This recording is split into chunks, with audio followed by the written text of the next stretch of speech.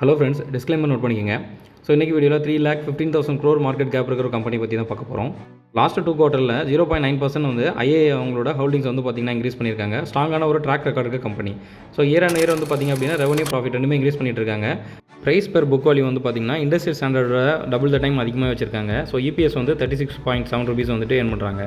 So இவங்க earn பண்ணுற மொத்த ரெவன்யூமே திரும்ப ரீஇன்வெஸ்ட் பண்ணுறதுனால இவங்களால டிவிடெண்ட் கொடுக்க முடியறதில்ல. பட் இருந்தாலும் வந்து இது கம்பெனிக்கு வந்து ஒரு பாசிட்டிவ் நியூஸ் தான். சொல்லிக்கிற அளவுக்கு பெரிய லெவலில் வந்து வேறு வீக்னஸ் எதுவும் கிடையாது. பட் இவங்களோட ஸ்ட்ரென்த் வந்து இம்ப்ரெசிவாக இருக்கும்.